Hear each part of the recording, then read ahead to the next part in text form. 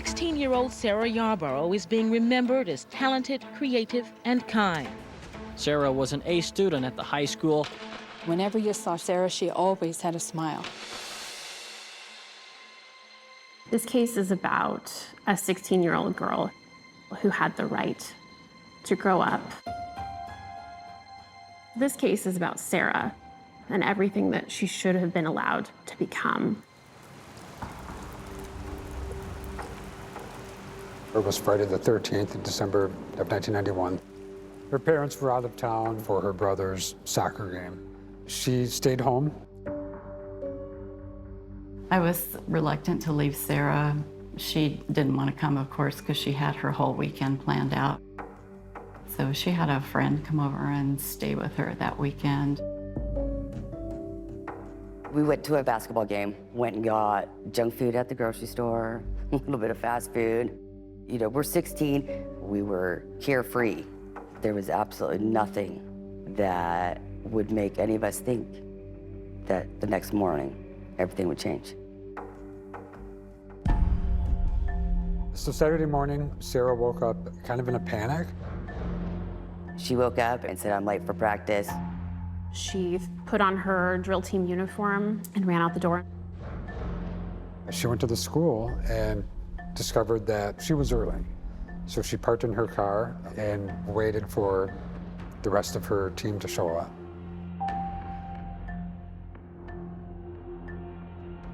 Shortly after the phone call started, "Where's Sarah? Do you know where she is?"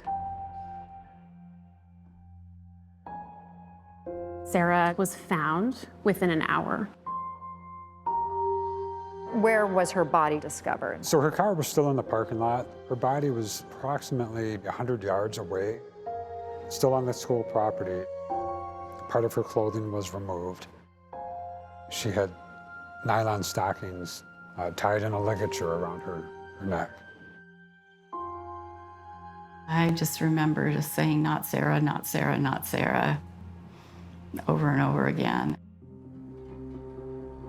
The suspect is a white male, 6 feet tall, with a medium build. They had DNA evidence, they had everything. They had witnesses. In that first week or so, it sounded like they had so much evidence. You know, for at least a short while, it felt like, Of course they're going to catch him. And then when they didn't, your expectations change. You don't know if it's your next door neighbor. You don't know if it's some random stranger. There was that constant fear of, is this going to happen again? We literally had a monster in the community, and we didn't know who it was.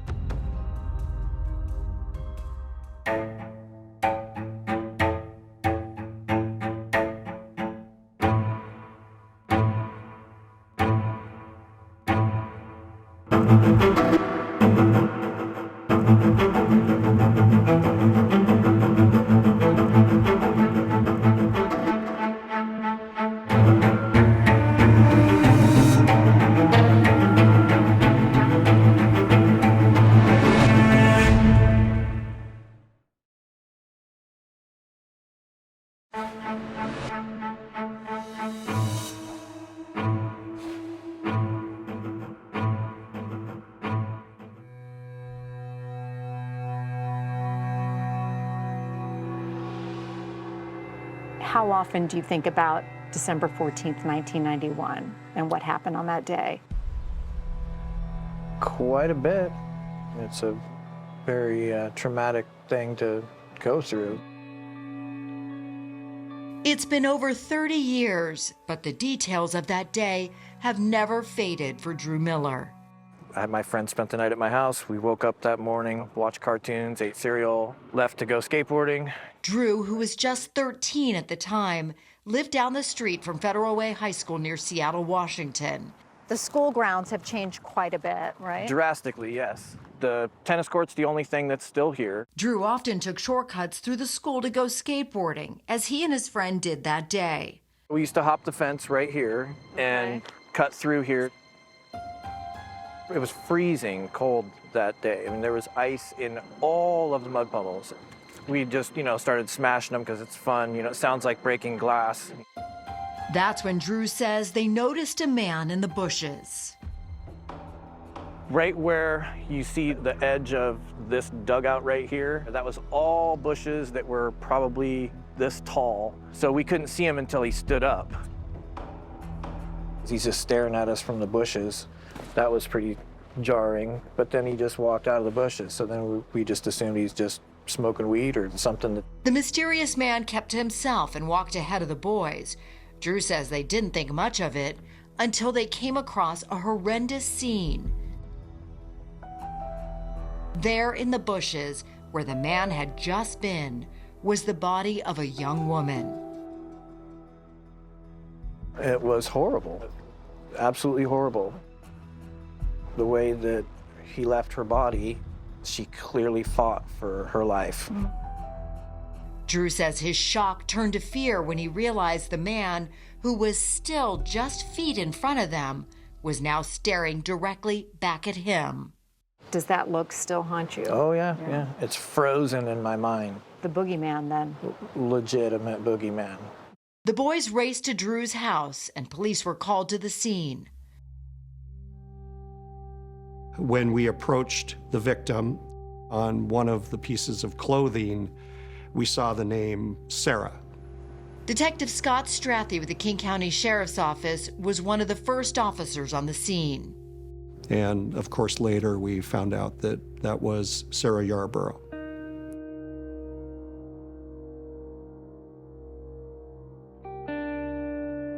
Even for experienced investigators, this scene was really hard to deal with. Just the innocent nature of this young woman in her school drill team uniform, with her hot curlers still in her hair. This was just pure, unadulterated evil. Investigators believed this was a sexually motivated murder. She was partially clothed. Her jacket, her undergarments, her bra had been removed and placed next to her body. Police discovered that the car Sarah had driven that morning was parked in the school parking lot, about 300 feet from where her body was found. There didn't really appear to be any sort of a struggle in the car itself. Detective John Free with the King County Sheriff's Office Major Crimes Unit would later join the investigation. She had a container of orange juice that she had made that morning. It was just sitting in the front seat. Nothing was tipped over. So the question was, how did she get from her car to this hill? What led her there? Sarah was one of these people that would help anyone with anything at any time. And part of our working theory was she coaxed into following, the suspect? Did he say something like, "I'm looking for my lost dog," or "I can't find my car keys"? Perhaps Sarah, in an attempt to assist this person, may have followed him to that area. Tell me about this one. That was less than a week, I think, before she died. I said, "Could I take your picture? Because your great-grandma really wants a picture of you in your drill team outfit." She goes, "Okay." It was just too incredible to believe that it could even happen. Sarah's parents, Laura and Tom Yarborough. I mean, who thinks that your daughter's going to be murdered? Tom and Laura had the excruciating task of having to tell their two sons the tragic news. Sarah's youngest brother, Andrew, was just 11 years old at the time. At that age, you probably never seen or heard your parents cry much, but that pain in the voice is very, very vivid. Sarah, who had just started her junior year in high school, had big plans for her future, starting with college. She didn't want to go to a state school. She wanted to go to a school far away. She loved to travel. I actually would hear her say, "I can't decide if I want to be a museum curator or an engineer like my father." Yep. And I was always rooting for the museum curator. Liberty Barnes, Christy Gutierrez, Amy Perotti, and Mary Beth Tomey were some of Sarah's closest friends. So this was after the last day of 10th grade, when we're just kind of goofing around afterwards. And that totally, you can see there's Sarah right in the middle of it, just being goofy. The fiery red hair. Was that her personality? Yes. Yes. Yeah. She was artistic, she was creative, she was smart, she was feisty. Imaginative. All of those things. She would be the last one to wait for someone. Always be there with a smile. She would help with homework. It was her ultimate kindness. After Sarah was ripped from their lives, they say their sense of safety was gone forever. You grow up getting all the safety conversations with your parents, and bad things can happen, and it's all this sort of like vague possibility out there, and then all of a sudden it was like, no, no, no, no, no, it can really happen. Yeah. It really did just happen.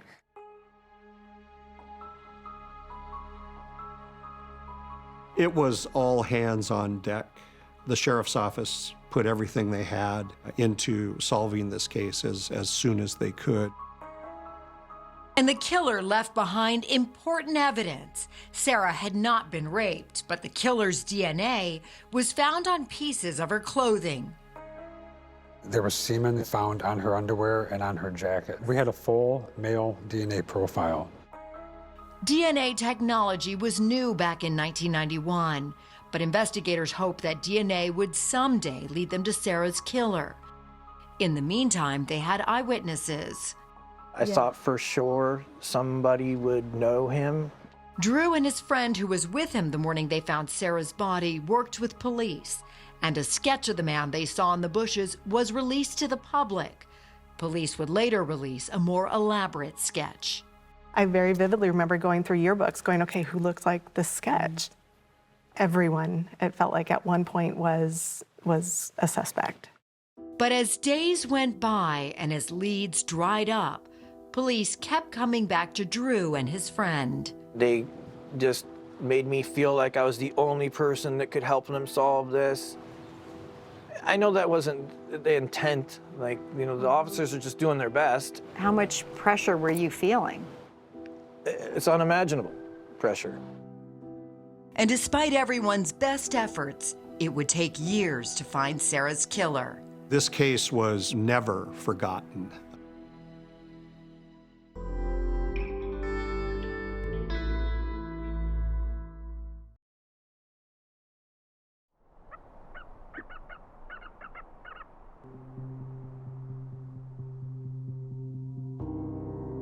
In early June of 1993, 1.5 years after Sarah Yarborough's murder, local media were there as students gathered in the courtyard of Federal Way High School to honor her. Bill Fuller, a family friend who helped spearhead the move for a memorial to remember Sarah, unveiled it with help from Sarah's younger brother, Andrew. It was quite a day. A lot of tears as they looked at it and could see Sarah in that bench. Bill Fuller has known the Yarboroughs for years, and his daughter was in Sarah's class. Sarah was fun to be around. That was probably what we missed the most, is she was fun to be around. The bench reads Carpe Diem, seize the day, a mantra Sarah lived by. Encased in bronze are some of her favorite possessions, ballet shoes, a replica of Sarah's beloved dog Gibby, and books. Nice that people cared about her so much. Andrew Yarborough, now an adult, admits that he struggled as a young teenager. It was especially difficult to see those sketches around town of the man police believed murdered his sister. You know, there was drawings of the person's face all over in businesses in town. You know, I do recall that quite a bit, just having that kind of a constant reminder. Looking back, I feel like we didn't do a very good job with the boys. I think that we were so consumed by our own grief that we didn't take time to help them. I think we didn't really know how to help them. I mean, it wasn't something we had experience with. We didn't know anything about grieving ourselves or how to help them through it. And they weren't alone in their grief. Shannon Grant, the last friend to see Sarah alive, says she lived with constant regret. I wish we could go back and do it all over again. That I would have asked the other drill team members what time practice was, you know, maybe dropped her off. I mean, there's a lot of the what ifs. The milestones were especially painful. There was survivor guilt. Like, why am I filling out my college applications when Sarah wanted to go to college? This isn't fair. Every joyful occasion had this sorrow that went with it. That was, there's one missing from the crowd here. Graduation day, June 12, 1993, was an emotional day, but even more so since it fell on what would have been Sarah's 18th birthday. Laura Yarborough came to support her daughter's friends. I do not know where she found the strength to do that. She loved that green dress, right? Yeah, she wore green quite a bit with her hair. Laura Yarborough says Sarah's friends helped ease her grief somewhat, and she thinks she filled the void for them as well. Sometimes they would say, well, I'm going to date this person, and I just wanted to let you know because I wasn't sure if Sarah would approve of this person. So they would seek approval through you. You became sort of their surrogate. Yes. As life slowly moved forward, investigators kept working the case. I describe it as like a relay race where the baton was handed off from one detective to the next over the years and decades. I kind of refer to myself as the fifth Beatle in this investigation. By the early 2000s, investigators had received over 3,000 leads, and advances in technology made them hopeful. They entered the DNA from the crime scene into the recently established CODIS system, a national DNA database that includes profiles of convicted offenders. The strategy was to continually try to see if there would ever be a match while also investigating leads. But over time, there appeared to be no match. For us to have DNA evidence from the suspect but not have that linked to anybody, it just didn't make sense. It seemed hard to believe that the suspect hadn't committed any other prior crimes where his DNA wouldn't be in the system.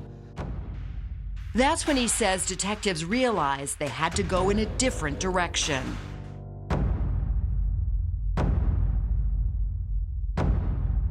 My name's Colleen Fitzpatrick, and I'm one of the pioneers of forensic genetic genealogy. In 2011, investigators reached out to Fitzpatrick to inquire about using forensic genetic genealogy, the practice of using software to compare unknown DNA profiles to information from public DNA databases and searching family trees to identify suspects. Genetic genealogy is well known now and has been used to solve numerous cold cases, but at that time, it was in its infancy. When I started in this field, it didn't exist. Fitzpatrick says most police agencies had been skeptical of this new investigative tool. The police thought I was crazy, you know, this little old lady with a crazy idea, and I was actually almost laughed out the room. But the King County Sheriff's Office took a chance on Fitzpatrick. It was for free. I just wanted to see if it worked. What are you going to lose if you try something? The Yarboroughs were encouraged. I think it wasn't until we met Colleen Fitzpatrick that I really began to think, oh, you know, they're going to find this person. And it didn't take long before Fitzpatrick came up with the name of a possible suspect that surprised just about everyone. Everyone went, no way.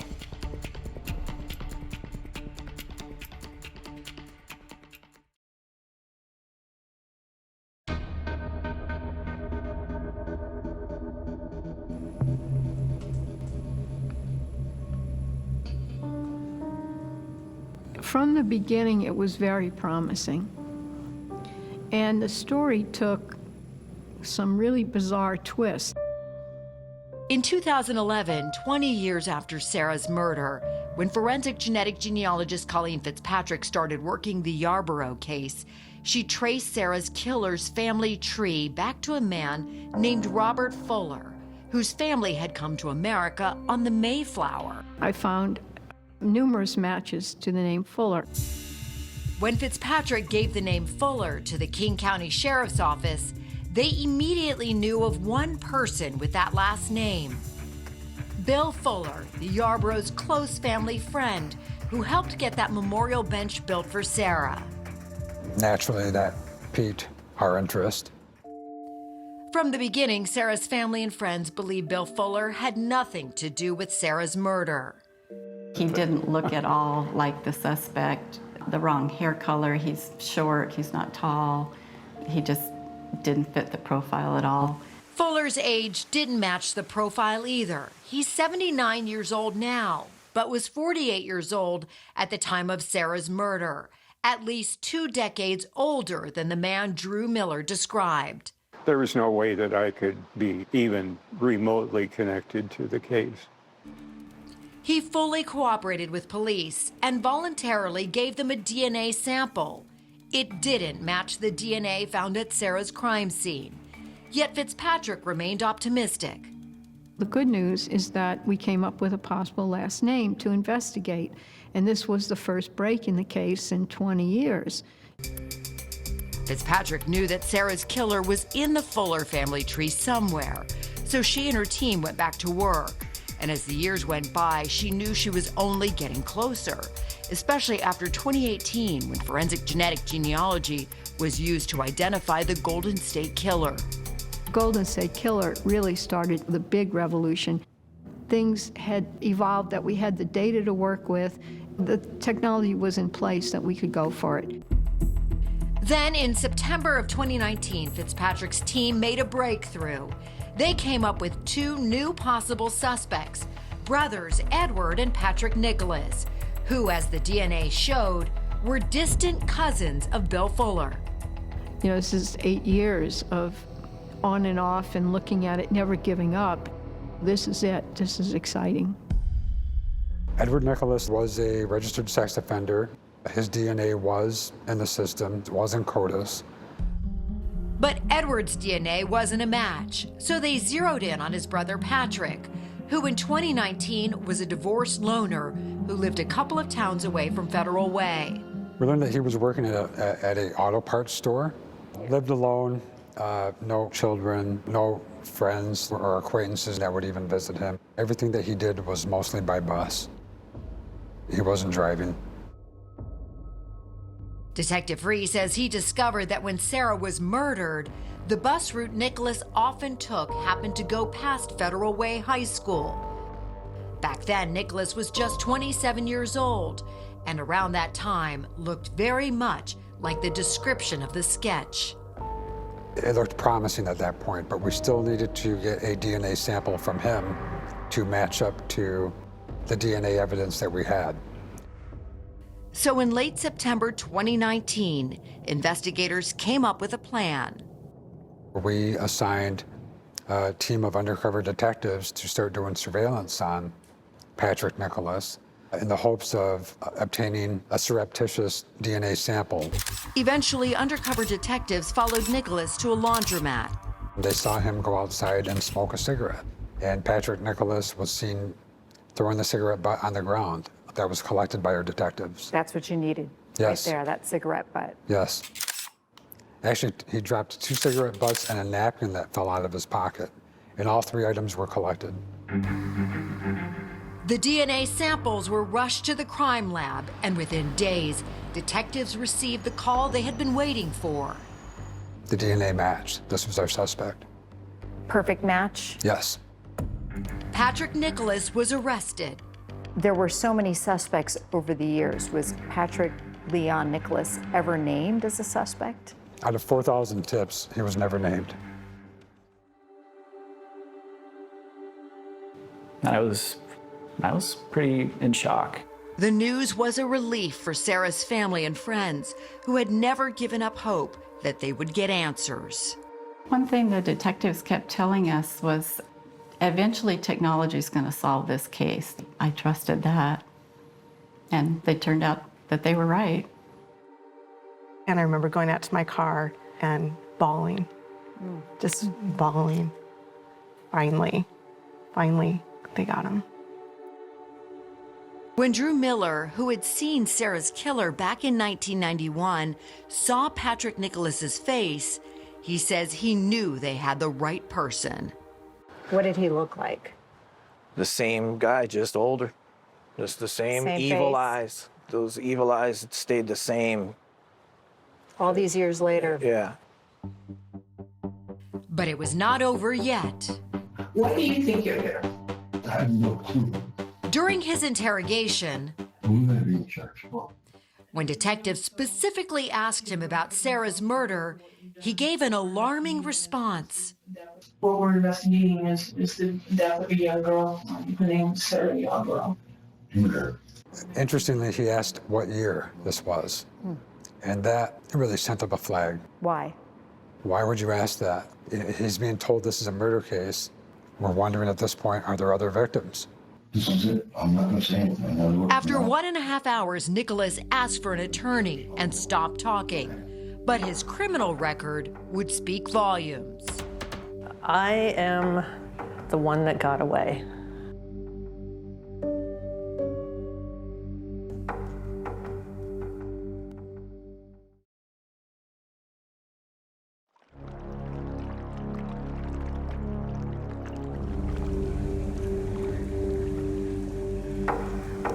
On a quiet morning in June 1983, 8 years before Sarah's murder, 21-year-old Ann Croney was sitting by her car along the Columbia River in Richland, Washington, when a man approached her. He seemed normal, kind of friendly, actually, just friendly. I had asked him if he'd done any water skiing yet, because he said he had just moved to town, and he said he couldn't swim. And he said, "My name is Pat Nicholas." After a few minutes of small talk, she became uncomfortable. I noticed his voice was getting shaky, and I told him I had to go. I went to close the door, and he put a knife to my throat. Everything kind of stopped at that moment. He told me to take my clothes off. Nicholas stuffed Ann's underwear into her mouth to prevent her from screaming, forced her out of the car, and led her to the riverbank. We got about halfway down the bank, and he told me to stop. I ran and dove in the river because I was thinking he couldn't swim. Swam as hard as I could. Swam for your life. I swam for my life. Passers-by found Ann at a dock nearby and called police. As it turns out, 19-year-old Patrick Nicholas was no stranger to law enforcement and had a record. He had raped 2 women and attempted to rape a third. He'd been convicted of rape as a juvenile and had actually only just been out for a few months when he attacked me. Days after Ann's attack, he was tracked down, arrested, and pled guilty to attempted rape. He told authorities, "I realize that I have a problem concerning raping girls." At his sentencing hearing, Ann spoke out. I was actually very angry and asked the judge for the maximum sentence. And the judge did agree and sentenced him to 10 years. So I thought it was over. I thought that justice had been served. But Patrick Nicholas did not serve the full 10 years in prison. He was released after just 3.5 years. Ann was never notified. She barely thought of him again until October 2019. The police knocked on my door and said that there were detectives in Seattle that wanted to talk to me about a cold case. They informed Ann that Patrick Nicholas had been arrested again, this time for the murder of Sarah Yarborough. They told me that there were similarities in the cases, and I was crushed. It had never occurred to me that what I escaped from was a murder. What's more, if Nicholas had served his full prison sentence, he would have still been behind bars that December morning in 1991, unable to murder Sarah Yarborough. How angry are you to hear that he was released that early? And Very. It brought up a lot of the old anger and even more anger because the system failed. King County Deputy Prosecuting Attorneys Celia Lee and Mary Barbosa describe him as a serial predator with a clear pattern. All of the women were approached at or near their car. He would strike up conversation and then pull a knife and tell them that they needed to walk, where he would order them to take off their clothes and then rape them. Nicholas had also been convicted of sexually assaulting a minor in 1994, 3 years after Sarah's murder. 5 sexual assaults that investigators knew of, none of which had required him to submit his DNA, so there was no record of him in the CODIS database. But in pretrial hearings, the judge ruled that Nicholas's criminal history could not be entered in as evidence. She found that it would be unfairly prejudicial to the defendant. But the prosecutors were hopeful their case was strong enough. All rise for the jury. In early 2023, more than 30 years after Sarah Yarborough's murder, her accused killer, now 59 years old, went on trial. Sarah's childhood friends were there. I so clearly remember the morning before the trial started just going, I don't know if I can do this. Like, you know, I had so many different emotions flowing through, and it was like, no, we need to be there. There was this absolute love for Sarah and the Yarboroughs that was so strong. Did you feel like they were a lifeline for you? Yeah. Be seated. You weren't in it alone. You were all in it together. As the trial got underway, the focus was on the DNA. What was your strategy then in trying this case? Well, we needed them to trust the science. There was a field that was emerging called forensic genetic genealogy. Patrick Nicholas's public defender, David Montez, challenged how forensic genetic genealogy was used to first identify Nicholas. I want to dig into the science because The first time that kind of defense had been used in Washington state. they use technology that is not only unproven, but just wacky, really. He's not the person that killed Sarah. The police needed an answer more than they needed the right answer. And so they turned to new, novel, untested technology. Genetic genealogy is a new field. It really hasn't been tested out.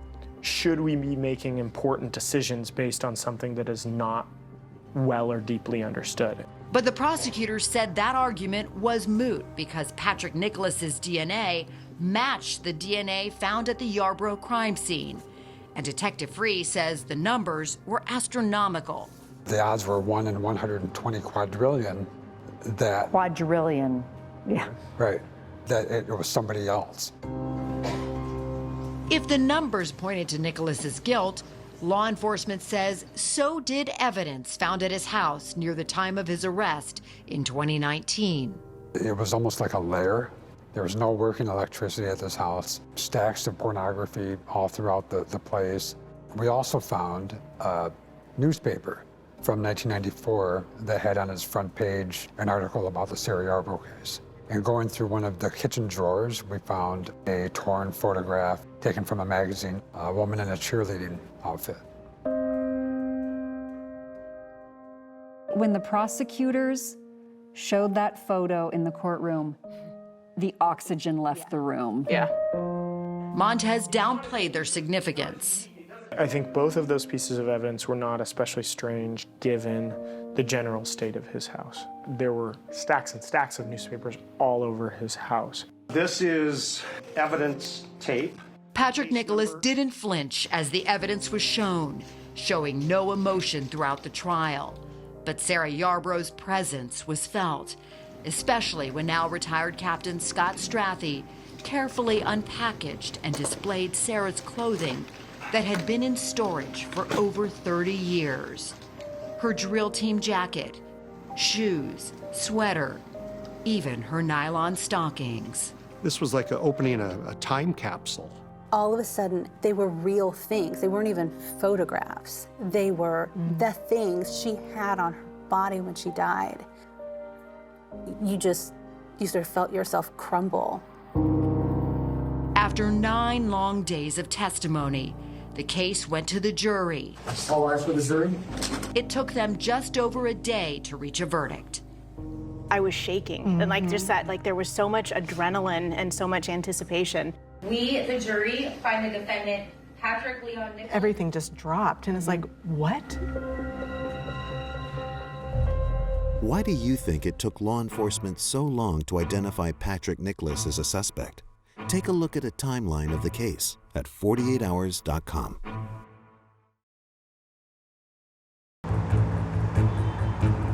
The This is the state of Washington versus Patrick Leon Nicholas. Sarah Yarborough's loved ones had waited over 30 years for this moment. We, the jury, find the defendant, But then, Patrick Leon shock. Nicholas, not guilty of the crime of murder in the first degree, premeditated. Patrick Nicholas was found not guilty of the first charge, premeditated first-degree murder. I remember dropping my head to my hands. I was angry, I was in disbelief. When that first one came in not guilty, I closed my eyes. But there were other charges, and there was still hope of a conviction. Guilty of the crime of murder in the first degree, guilty in the second degree. Patrick Nicholas was found guilty of first-degree murder and second-degree murder. The jury ruled both had been committed with a sexual motivation. I remember hearing the family behind me cry, and I made eye contact with the jurors and nodded at them. You know, they got it right.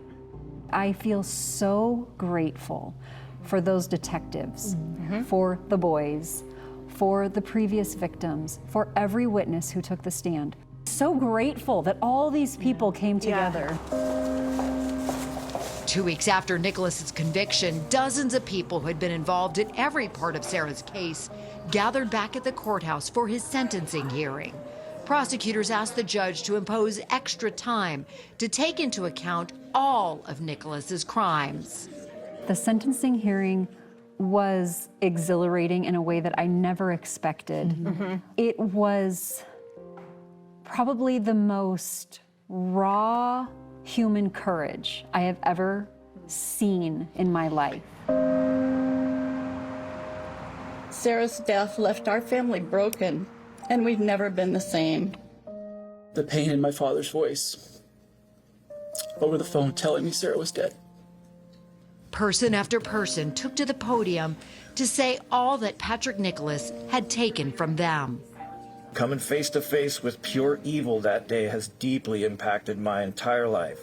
He took her life and what was sure to be a brilliant future from her. In taking Sarah, he took the innocence of every one of us. To face Patrick Nicholas and to say what they had been wanting to say to his face for 30 years. Patrick Nicholas is pure evil. There was so much power in the room. It was electric. And then Ann Croney, who wasn't allowed to testify at Sarah's trial, started speaking. He just did like a double take and shuddered when Ann stood up.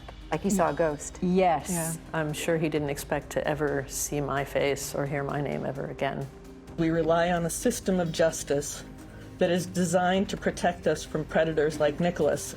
And this system failed me, it failed Sarah, her family, friends, and countless others. I ask the court to please not make the same mistake. After everyone spoke, Judge Josephine Wiggs addressed the court.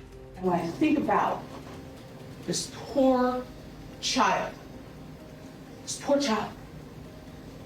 and what she experienced fighting for her life. Judge Wiggs put her fist on the thing and said, "This was a child." She kept saying that, and all I could think was, oh my gosh. That's right. We were children. Yep. Nicholas received a sentence of almost 46 years. For Sarah's family and friends, the sentence brought mixed emotions. I don't know that this is justice. It is a verdict, and it is putting someone away for something that they did. But he got 30 years that she didn't get. It makes me mad that he was free for so many years, and who knows, however many other people were hurt during that time. I don't know that we'll ever know, and that could have been avoided. Forensic genetic genealogy helped solve Sarah's case, but prosecutors say similar technology could have identified Patrick Nicholas years earlier if only familial DNA searches were allowed in Washington state. In a familial DNA search, an unknown DNA sample is compared against profiles already in CODIS to search for possible family members. Remember, Patrick Nicholas's brother's DNA had been in CODIS for years. The legislation just doesn't exist in this state to allow that search. California uses it. The UK, as I understand, New York, Wisconsin, Minnesota, Colorado, Florida. Do you think it's time to get that law changed? We do. Me too. The Yarboroughs agree and hope that Sarah's case can make a difference. I would like to know that other parents don't have to wait 30 years. What do you hope her legacy is? I think her legacy is she was always someone who brought people together. She's brought all the people together that attended the trial. That's the kind of person she was. For Drew Miller, who at 13 found Sarah's body, the connections made at trial finally brought him some peace. Knowing he's in prison is fantastic, but knowing her family and friends is way more important to me, because that's what's given me the actual healing that I needed. This is probably the beginning of our junior year. Sarah's friends will always remain bonded by the past and Sarah's stolen future. Not only was she beautiful, her soul was beautiful, and the grace and the beauty that she carried and left with all of us, we won't forget her. We will never forget her.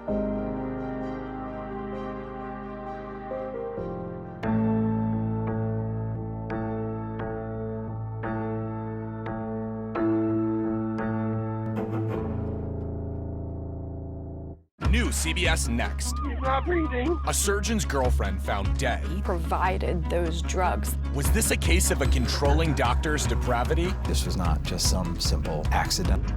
This was much more. A new 48 Hours, next on CBS and streaming on Paramount Plus.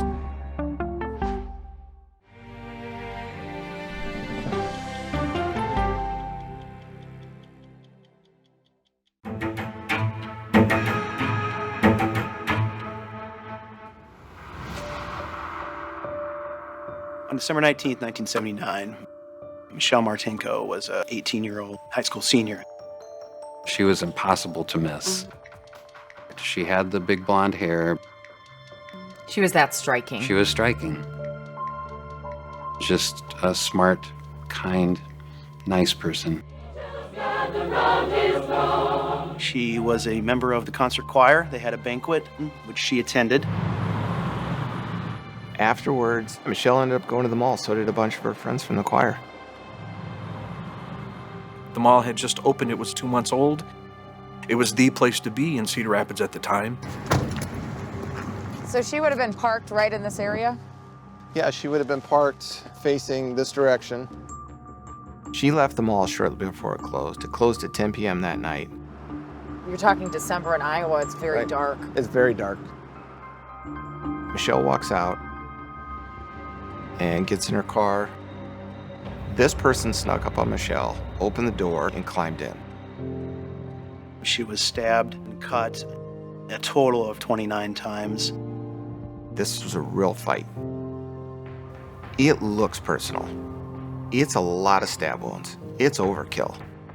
It's always the boyfriend, the girlfriend, the husband, someone really, really close to the person. Did either of you know Andy Seidel? I knew Andy through Michelle. That was her boyfriend. I took an instant dislike to Andy. He was very possessive of Michelle. I believed Andy did it. I did not see anything from the men in her life that would give any of them motive to do something like this. I definitely didn't see that from Andy Seidel. The entire police force dedicated time and energy to try to find answers to what happened to Michelle. After a couple of years, the leads were starting to dry up. The case then goes cold. We really had given up hope. We truly had. These guys never gave up. The investigation never really stopped. I've been through every piece of paper in here. Probably close to 8,000 pages of reports here. The biggest break came in 2005. The DNA was the key. We collected DNA from 161 people. We were looking for a needle in a haystack. We just need to get lucky. It took us 13 years until we had a suspect. We immediately call up the lab. Is this our guy? What was the answer? Yes. What are you doing in that moment? I don't know what I was doing. I was speechless. So do you think he just all these years thought he got away with it? Well, yeah, because he did.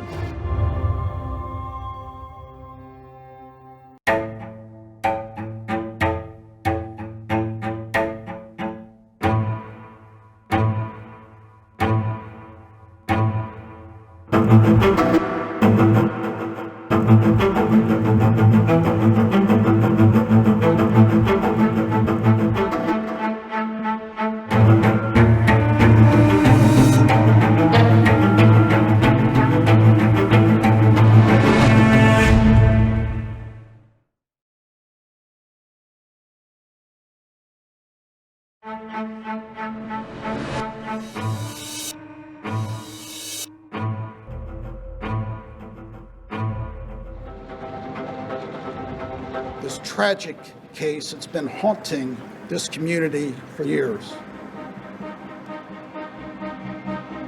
Just before Christmas in December 1979, every single police officer in Cedar Rapids, Iowa, was called to work on the horrific murder in the parking lot of Westdale Mall, I've never seen anybody stabbed that many times. including now retired detective Harvey Denlinger. Something like that was unheard of around here.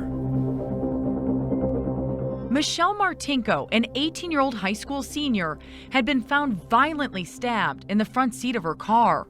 Her killer, unknown, confounding generations of investigators. We couldn't come up with anything, and we just kept plugging away. How old were you? I was 5 years old. Do you remember the case? No, not from when I was little. Harvey's son, Matt. But every single year on December 19th, Michelle Martinko was a bright-eyed blonde. the local news would have a Michelle Martinko segment. 27 years ago, her life was cut short. So it was really hard to miss the severity of it. Decades later, Matt, now a detective himself, joined the investigation into Michelle Martinko's murder. I love how old this map is. 36 years after his father had begun working the same case. Wouldn't it be something if I could find our suspect and my dad is still alive? And as he dug into the thick files, the son went to his father to help him make sense of it all. I wanted someone to talk to about it, and I wanted someone that really understood it. The crime had stunned the small city of 110,000. It scared the hell out of us. Tracy Price went to high school and sang in the choir with Michelle. It just hit me like a brick. It was just shocking. Mike Wyrick had dated Michelle in high school and says her murder shattered the city's all-American image. If that could happen and the person wasn't caught, anything could happen. This one, I think, is one of our favorite pictures. She's sleeping with her dog. So cute. Here we're into the hair stage. Lots of hair pictures. Yep. Janelle Stonebreaker is Michelle's big sister, 12 years older. Michelle was the flower girl at her wedding. She and her husband, John, say nothing could have prepared them for the horrible news they got the morning after Michelle was killed. We just hugged, and we couldn't believe she was gone. My dad was very stoic about it, but he was angry. And my mother was just brokenhearted. It was a devastating blow to parents who had been through so much with Michelle already. Janet Martinko had suffered 5 miscarriages and was 44 years old when Michelle was born. It was great. I mean, it was just so exciting when my sister was born. And she was the miracle baby. When she was 12, Michelle was diagnosed with scoliosis, a curvature of the spine. She had to wear a brace that went from her neck to her hips. She felt very different, very self-conscious. So that was a tough period. But at age 14, she was able to shed the brace, and then Janelle says everything changed for Michelle. Farrah Fawcett was in with the hair, and my sister always had the long blonde hair. So she thought, okay, I can do the hair, you know. Michelle was blissfully unaware She was. of all this attention that she was getting from men. She caught the eye of Andy Seidel, who at 16 was a year older than Michelle. We met him roller skating. Michelle's friend Gail Dawson remembers him. And there is this flashy sports car guy, you know. Michelle and Andy were together for 2 years and then broke up. Friends say she didn't want to be in a committed relationship, and Andy apparently didn't take it too well. After they broke up, he wanted to know her every move, who she was dating, why she was dating that particular person. He would talk to her friends. He just wouldn't go away. Police learned Andy had run into Michelle at the mall that fateful night. They brought him in for questioning. Did he have an alibi? Andy did have an alibi. Andy was at home shortly after the mall closed, and his mom provided an alibi. The problem with Andy's alibi, though, is that moms would say a lot to protect their children. Every male that knew her was a suspect that they had to clear. You must have been a suspect. I was. Mike Wyrick was questioned as well. And even though he was more than 100 miles away at college when Michelle was murdered, police knew he had also dated her. All of it was a little intimidating. It was hard. It was scary. Mike says the police were tough on him. At one point, they thought that I wasn't telling them everything, and they laid the crime scene photos out in front of me, and it was hurtful. Mike was never considered a serious suspect because he was not in Cedar Rapids at the time of the murder. But Andy was.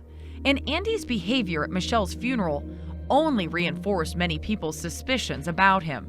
He was almost in the casket. He was so emotional. He had his arms around her and he was just sobbing, and he said to me, I have to know who she loved when she died. Did she love me or did she love Mike? Who did she love when she died? But police had no hard evidence pointing to Andy Seidel. He left Cedar Rapids soon after high school and joined the Navy. There's a large amount of us that were convinced that he did kill her. I thought it was just a matter of time before he was arrested and charged. There was no one else. There really wasn't another suspect.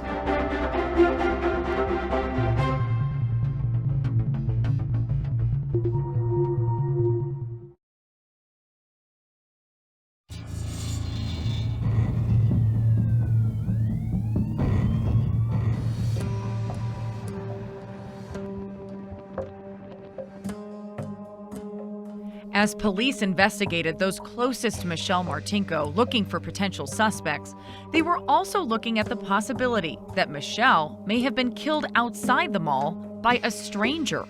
She was out there and she was looking for a coat that her mom had put on layaway for her for Christmas, and she was going to pay it off. Michelle had $186 with her to pay for the coat, but ultimately decided she didn't want it.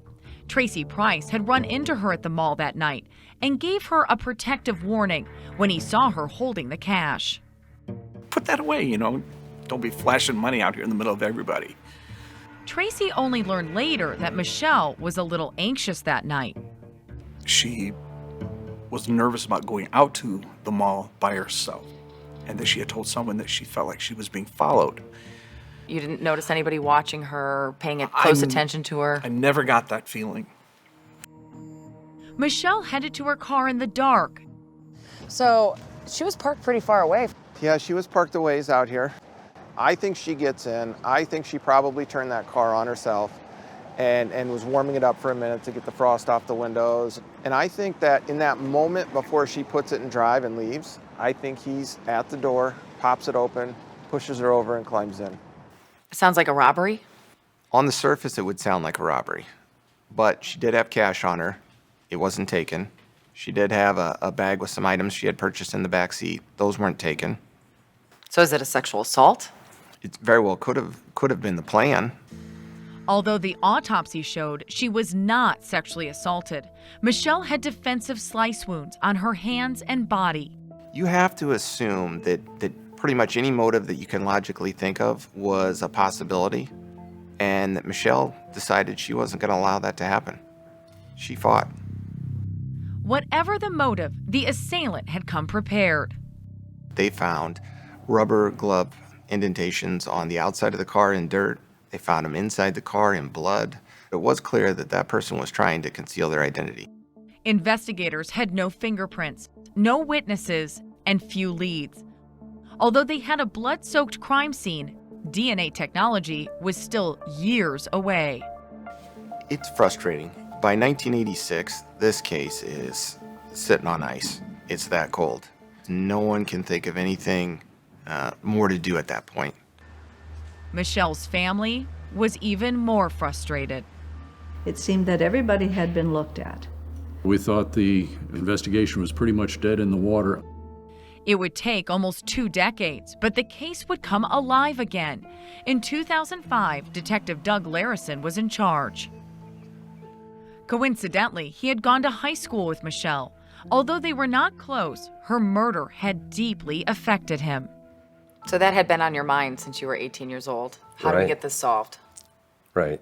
I felt the responsibility towards my classmates, actually, to get this crime solved. In the years since Michelle's murder, DNA had emerged as a forensic tool. Technology changes, science changes, so I wanted to proceed and move the case forward. And Larison did just that. He was reading Michelle's file when he discovered that sometime earlier, another detective had sent blood scrapings found on the gear shift of the car out for testing, but nobody had followed up on the results. And it just stays in the file until somebody finds it? And it can get lost in the file. And until somebody actually sits down and reads the file, do they go, oh wow, we have DNA? Those different investigators don't necessarily network with one another. But Larison found that lab report, and it showed that not only did the gear shift have DNA, it was male DNA. He had probably cut himself, and that's how his DNA and his blood got mixed with her blood on the gear shift selector. Larison then sent Michelle's dress, which had been safely tucked away in an evidence locker, to the lab for further testing. What did they find? A spot of blood on her dress with a full male DNA profile. And it was consistent with the male DNA profile on the gear shift selector. Larison had identified a crucial piece of evidence. I think it's just common sense that that's probably your killer right there. Detectives had the evidence. Now all they needed was the suspect. We know we just need one person. We just need to get lucky.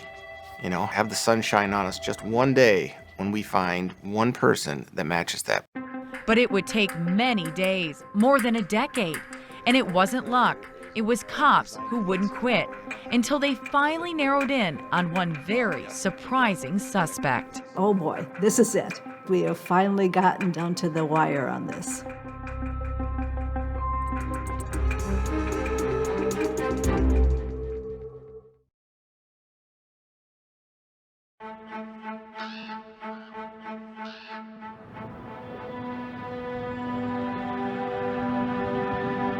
Here in America's heartland, for friends like Tracy Price, who saw Michelle Martinko the last night of her life. Every anniversary, it goes through your head. You know, here's another year, still don't know. For ex-boyfriend Mike Wyrick. We all were victims in a way. Well, your innocence was stolen. Yeah, exactly. Then the fear set in. And for close friend Gail Dawson, Michelle's murderer left a mark on all their lives. You're scared. You're afraid to go places. The killer had vanished. But by 2005, investigators were onto something new. Science. And that male DNA profile on Michelle's dress and the DNA from the blood on her car's gear shift. Would it be fair to say you found a needle in a haystack? I think there was a lot of needles in a lot of haystacks in this case. For lead investigator Doug Larison, old evidence suddenly had fresh potential. He shipped the blood samples to CODIS, the nationwide database of DNA collected from arrested offenders. If Michelle's murderer had a previous record, CODIS will give us a hit and tell us who matches the profile. So you send it to CODIS and what happens? We never got a hit. Dead end. The DNA from Michelle's dress and car did not match up with anyone in the huge government file. So now we had a job to do. Starting with locating all the people Cedar Rapids cops had originally interviewed. We collected DNA samples from over 100 different people. Cops had to convince them to take a DNA test. It was time-consuming. Mike Wyrick and Tracy Price were tested. Both came up negative. At the top of Larison's list was Michelle's old boyfriend, Andy Seidel. I think he was probably the main suspect from the very beginning of this case. Andy Seidel had lived for 27 years, with many in his hometown believing he was a killer. I said, listen, Andy, if you give us your DNA and it doesn't match, then you're eliminated. You're cleared. So he voluntarily gave his DNA and he was eliminated. But whoever ended Michelle's life left a different but lasting mark on Andy. Michelle's parents both died before that DNA test exonerated him. They likely went to their graves believing Andy was their daughter's killer. I feel very bad about that. Andy was a victim himself because many fingers were pointing at Andy. Larison moved on. Classmates, friends, family, searching for a match with that male DNA. So you do 100 different people. What comes back? Everybody's eliminated. No matches. It had been 10 frustrating years for Detective Doug Larison. I was kind of burned out. So I went to my supervisors and I said, hey, I think you need to get somebody to replace me on this case. One of these had the FBI profile in it. And that's when Matt came in. Matt Denlinger, Harvey's son, that second generation, searching for Michelle's killer. In 2015, he took over as lead detective. They would tell you our computer records only go back to 1990. Facts hadn't changed, but DNA technology had once again advanced further, offering tantalizing possibilities. We've got this DNA profile. How can we get more information from it? Can we find out eye color, hair color, race? Denlinger reached across the country to Virginia's Parabon Nanolabs. And they said, yeah, we know what you're trying to do. And guess what? We can make a picture of a potential suspect from that DNA sample. Did you think that that could be possible? No. No, I had no good concept that that was possible. It sounded a little bit sci-fi, but I was ready to try. We had to do something. The portrait was striking. Parabon called the technique snapshot. It put a face on a phantom. What we learned from that is our suspect was probably a white male, blonde hair, blue eyes. This first image I'm going to show you here. And so we had a press conference. Investigators had narrowed down the suspect's genetics, but they did not know his age or have a clue as to how he wore his hair. So different sketches were created, each with a different look.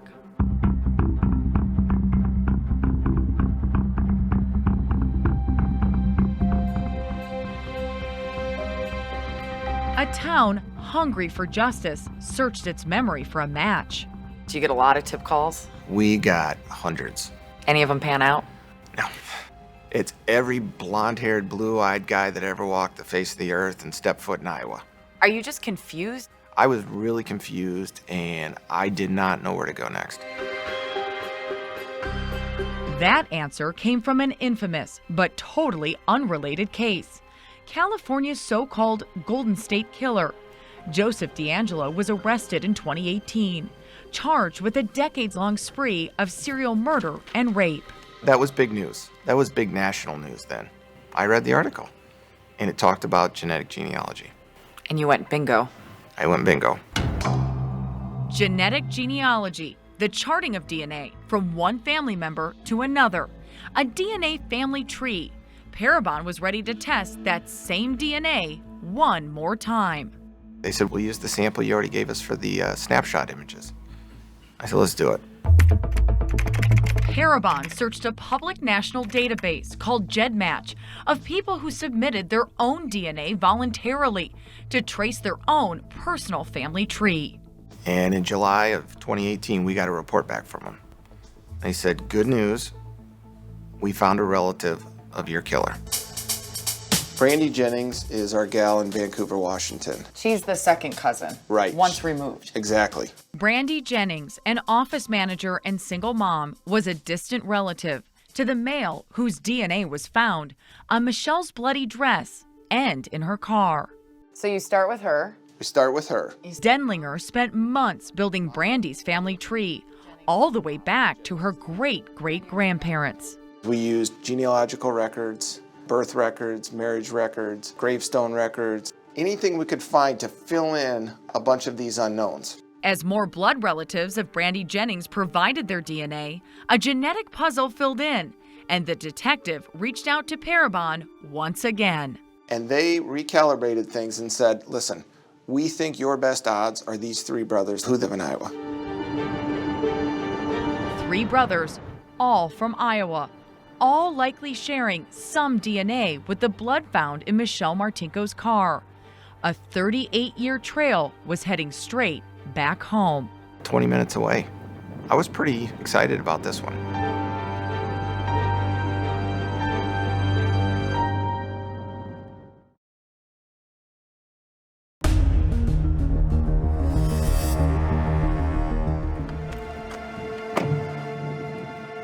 By October of 2018, Detective Matt Denlinger's painstaking ancestry searches had narrowed the suspects down to 3 brothers in Iowa, and all of them were still alive.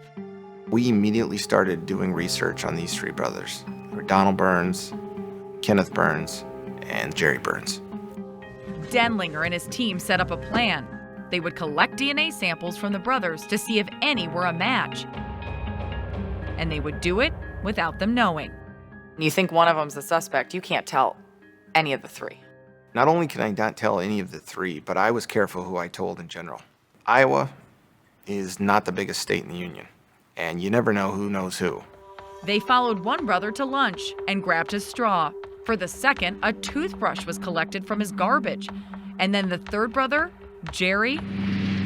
We drove up to Manchester. We had already established kind of a pattern or some locations to try to find him. After a couple of hours, he spotted Jerry Burns at this pizza restaurant. And he drank at least 2 sodas out of a glass with a straw. All 3 brothers' samples were sent to the lab. Don and Kenneth were not a match, but the results showed Jerry Burns' DNA was an exact match. For Denlinger, the message was clear. I was definitely speechless. I'm almost speechless today thinking about it. It turns out that Parabon's sketch of the suspect was very similar to a young Jerry Burns. But Burns wasn't an obvious suspect. We are not finding any connection at all. No connection to Michelle, no connection to that car. Even more baffling, Jerry Burns' resume was the opposite of a cold-blooded killer. He had no criminal record and was even a respected businessman with a wife and 3 kids. Denlinger picked a particular day to interview Burns at his business. Hello? December 19th, 2018. Hey, how are you today? Jerry, my name's Matt, the Cedar Rapids Police Department. Exactly 39 years to the day after Michelle was murdered. I wanted to rattle him. I wanted to bring that up during the interview and see if that would do anything to him. Copy of the search warrant. Using a hidden camera inside a coffee mug, Denlinger tried to get a confession. The reality is we have your DNA at the crime scene, and so we know you were there that night this happened. How would we get your DNA at the crime scene there, Jerry? I don't know.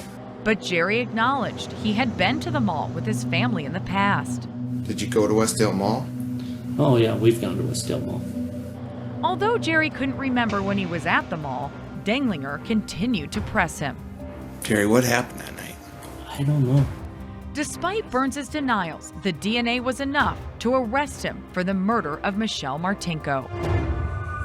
Anything you say will be used against you in a court of law. On the ride back to Cedar Rapids, a camera was rolling again, this time in the police car. And Denlinger believes Jerry offered something revealing. He said a few things about blocking stuff out, traumatic events. I think it's possible it's happened. I'm sure something like that would be possible to block things out of your memories. You're a homicide detective. Your gut tells you something. What did your gut say? My gut told me the second he refused to deny it or give me a plausible explanation that we had the right guy. For Michelle's sister Janelle, news of the DNA match and the arrest signaled hope. And a day she and her husband John thought would never come. We were just hooping and hollering, and we were just talking and talking. We were just so excited. But for the Burns family, it all came as a complete shock. Jerry's daughter Jennifer and his brother Don could not believe the man they know and love could ever be capable of such a gruesome act. We did not believe it. This could not be our dad. He couldn't have done it. There was just no way. I mean, he was always there for his family. Circumstances that just made it highly improbable from our perspective. First of all, there was no connection between Jerry and Michelle Martinko. None. Leon Spies is Jerry Burns' attorney. He believes his client's demeanor during the police interview wasn't out of the ordinary. I challenge anybody to predict how any person is going to react, let alone react being caught out of the blue with an investigator trying to attribute them to a horrible, horrible crime. He did not commit this murder. In February of 2020, Michelle Martinko's accused killer went on trial, more than 4 decades after her murder. Due to the buzz surrounding the case in Cedar Rapids, the judge granted a venue change to Davenport, Iowa, an hour away. The evidence will show that Michelle Martinko was murdered that night by the defendant, Jerry Burns. Prosecutor Nick Maybanks felt the weight of his hometown on his shoulders. A lot of eyes on this case. There are generations that grew up with this story. And the generation who lived through the horror and suspicion. Always seemed to be happy. Several of Michelle's friends were called to testify, including Michelle's ex-boyfriend and once prime suspect Andy Seidel, who says he and Michelle were on good terms the last time they saw each other. There was no reason for us to part ways in a bad way. We just kind of grew apart as we evolved, growing into adulthood. Do you swear or Mike Wyrick was also called and had to relive Michelle's murder all over again. This trial was hard on me. For a lot of us, brought it all back into focus in a way that it hadn't been in focus since those early days. This was a random act of violence committed by a stranger. From the start, the prosecution faced a number of hurdles. The case and the evidence were decades old. Tried to take 40 years of investigation and condense it into a story. And a lot of things about this suspect didn't make sense. What's that like for you? You have a suspect who has no criminal background that we're aware of, and this heinous crime that looks extremely personal. Right, yeah. You have no story.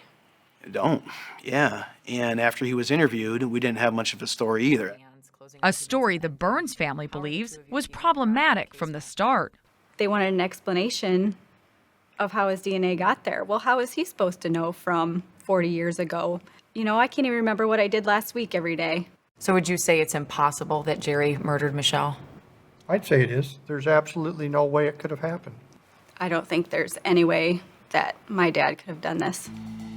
The prosecution's case hinged on that one critical piece of evidence, Jerry Burns' DNA. We got the science, we got the guy. There's a 1 in 100 billion chance that it could be somebody else's. There's only 8 billion people or so in the world. But Leon Spies argues the DNA evidence isn't foolproof. There are lots of misconceptions about DNA. It's not the silver bullet that law enforcement often portrays it to be.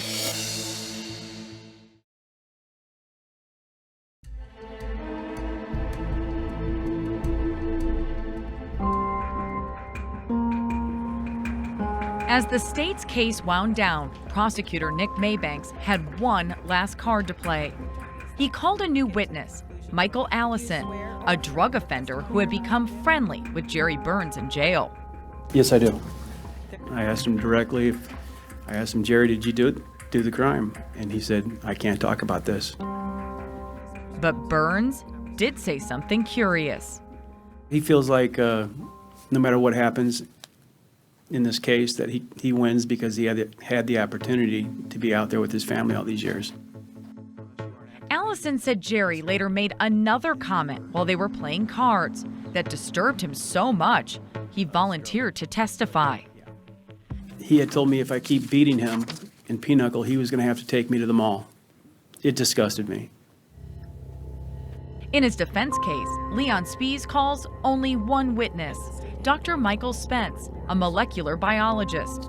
He says while there is no doubt the DNA in Michelle's car belonged to Jerry Burns, how it got there was another matter. Is it, Dr. Spence, a plausible explanation that the DNA of Jerry Burns could have come about by a transfer? Yes, that's a distinct possibility.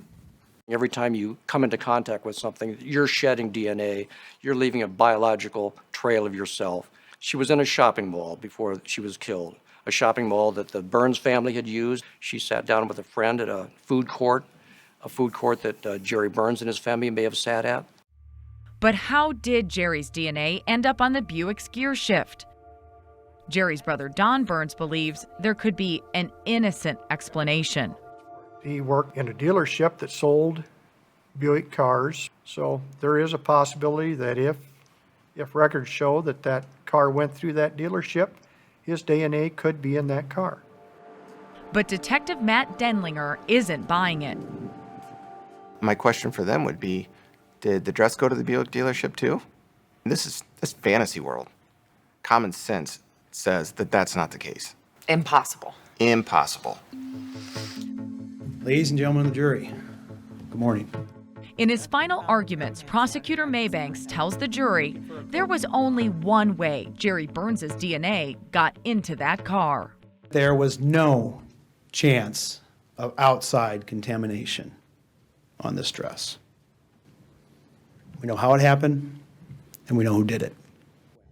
In his closing argument, Spies attacks the integrity of the investigation. You can consider not only the evidence, but also the lack or the failure of evidence produced by the prosecution. And he tells jurors to consider how unlikely it is that a man like Jerry could commit a crime like this. The state's scenario here is that Jerry Burns, a married man with 2 young children at home, leaves, drives to Cedar Rapids, Iowa in the night, leaving his wife and children behind, armed with a knife, armed with rubber gloves, goes to a Westdale Mall on the chance that he's going to encounter Michelle Martinko, designs to kill her, and then leaves and drives back home. Splattered with blood, presumably with a knife wound in his hand. That's the scenario the government wants you to believe. The jury begins deliberations on a Monday afternoon. Remember, you are the judges of the facts. Nerves are on edge. I was not thinking slam dunk. All it takes is one juror to have a hung jury. But just 3 hours later, I said, "We have a verdict." So we rush into the courtroom, sit down, and we wait.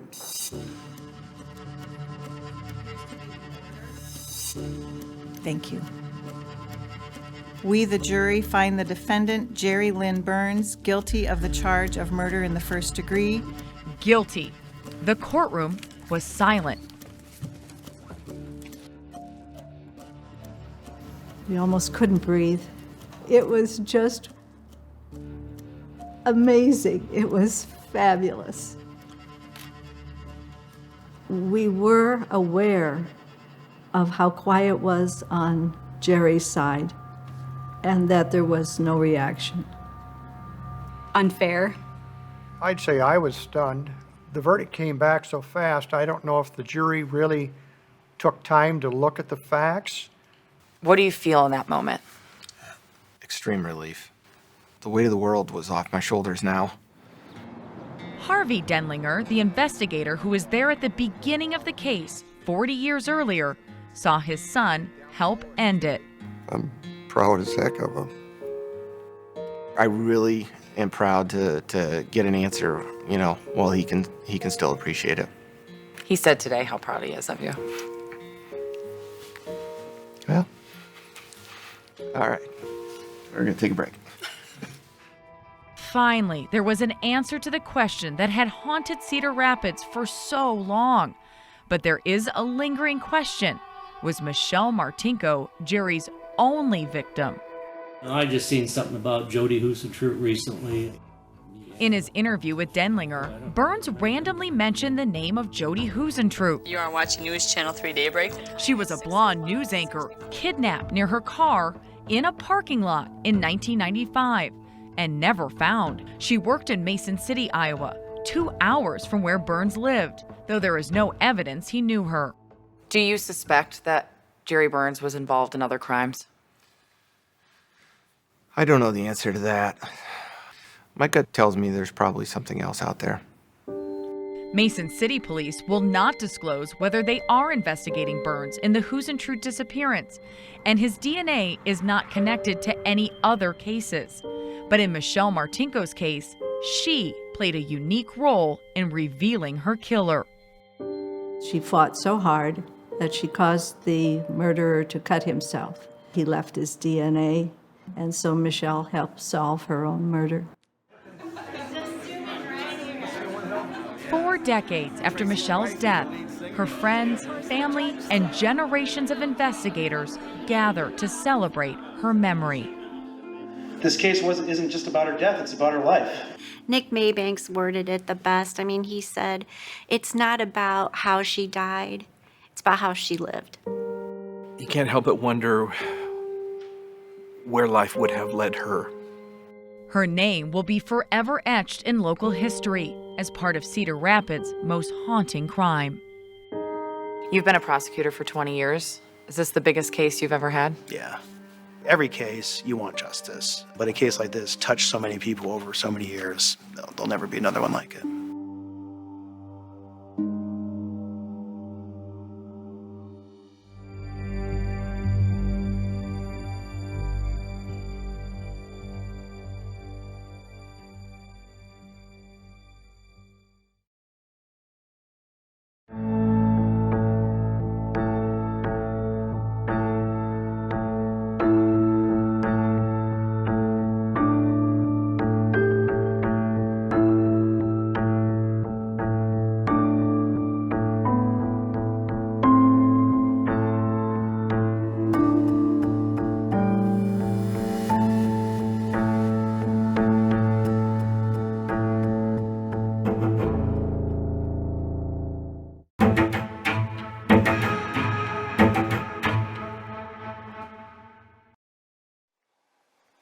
Every year marks another year, that there's no closure. I still have insomnia 30 years after the fact.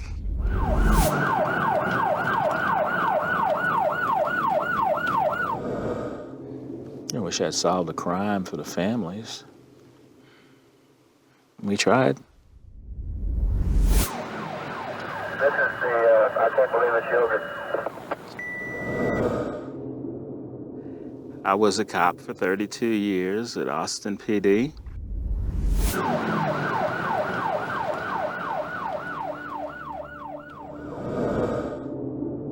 I'll always be associated with that case. There's no getting away from that. I just hope one of these days we can put this thing to bed. Jonesy? Yeah. You hear about the call 2900 West Anderson? Yeah, I'm headed over there. The call occurred at 11:27 p.m. Homicide 4. Homicide 4. Did you get my en route there? I was the lead investigator on the I Can't Believe It's Yogurt Shop murder case. On December 6, 1991, there was a robbery, fire, and murder committed. It's all right, I'll make the call myself. The victims were Jennifer and Sarah Harbison, Eliza Thomas, and Amy Ayers. I can still see them. I can still see the inside of that place. That stuff's indelibly burned in my mind. There has never been in Austin a more grisly, ugly crime. There's 4 girls in there, And they're all beautiful girls, and they're very young. They're cleaning up, they lock up the yogurt shop, and then we believe it to be two individuals. Came in, they forced them to the back room at gunpoint. I lost my sister Eliza Thomas in the yogurt shop murders. I was 13. Yeah, I was 13 when my sister died. The whole city was in shock. Everywhere we drove, there were these billboards with a picture of my sister on it. And so it's like, you just hold on to anything you can to get through these moments that are so impossible. We went where the case took us. Open the door, police! We're either going to charge some people and get them in jail or clear them from this case. I don't know how many murders I've tried. It's unlike anything I've ever done before. It's nothing but one unexpected twist after another. Do you believe that there is right now some evidence that could lead to the killers? Yes. Yes, I know who did this. I just don't know his name. Is this the end of the beginning or the beginning of the end?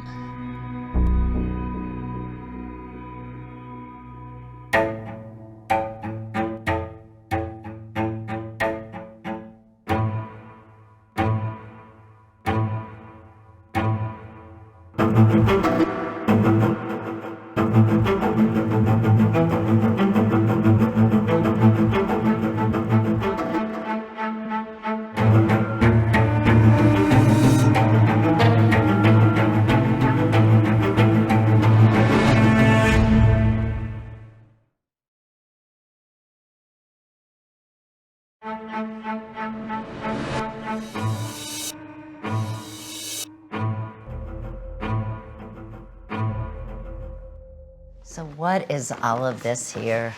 These are my notes. It's been more than 30 years since John Jones began the painstaking search for the killers of 4 teenage girls in an Austin yogurt shop. Oh, that's the big book. This one is really from day one. He has long since retired from the Austin Police Department and moved out of Texas. But copies of some of the case files moved with him. Hypnosis, polygraph, confessions. You know, I notice this sitting here. Yep. We will not forget. You haven't. Nope, can't. The images of December 6, 1991 remain all too vivid. I can definitely still see it. What do y'all got out there? I'm in Round Airport 35. It started with that call from dispatch. Okay, I'm copying the fire part you cut out on the first part of that number. To go to a scene of a fire that would turn into something far worse. Apparently a robbery homicide is 3 fatalities. That's 10-4, we're en route.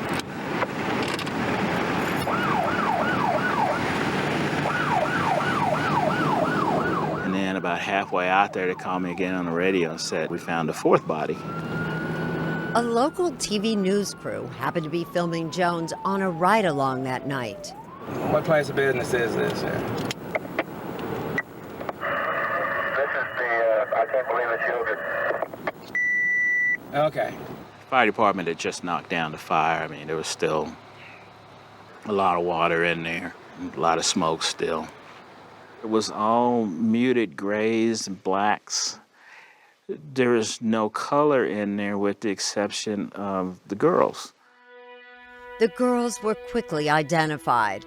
2 had been working at the shop, closing up that night. Eliza Thomas and Jennifer Harbison were both 17 years old. Jennifer's 15-year-old sister, Sarah, and their friend, 13-year-old Amy Ayers, had met them there to head home. The 4 girls had been gagged, tied up with their own clothing, and shot in the head. Investigators would learn that at least one of the victims had been sexually assaulted. The yogurt shop had also been set on fire, destroying potential evidence. There was smoke and soot on every surface, so kind of made fingerprinting kind of difficult. This was a crime like none Austin had seen before. Jones knew he needed help, and from the scene, contacted the Bureau of Alcohol, Tobacco, and Firearms, the FBI, and the Texas Department of Public Safety. As soon as we knew what type of guns we were looking for, that information went out nationwide. Gunshot wounds showed 2 different types of guns were used, leading investigators to believe that there were at least 2 killers on the loose. What were the 2 guns? A .380 and a .22. And we recovered all of the rounds. The weapons, though, were not found, and a task force worked to come up with potential suspects. They were from all spectrums. I mean, we looked at everybody from family members to drifters. And while police tracked down leads, the families and the city of Austin grieved. The Harbison family lost their only children. Daughters Jennifer, a hard-working high school senior, and Sarah, who was enjoying sports and clubs as a high school freshman. Their mother, Barbara, spoke with us in 1992. My life was sort of focused around them from here until eternity. Someone took eternity away from me. I lost my daughter. I lost my first dance. Bob Ayers is the father of the youngest victim, Amy, a country girl with a love for animals. I want to see her graduate. I want to see her become a veterinarian. She was a daddy's girl. I remember the shock. Sonora Thomas, 13 years old when her only sibling Eliza was murdered, had a hard time dealing with the loss of the sister she looked up to. I remember fantasizing for days that my sister had somehow escaped and run away and that she was going to come back.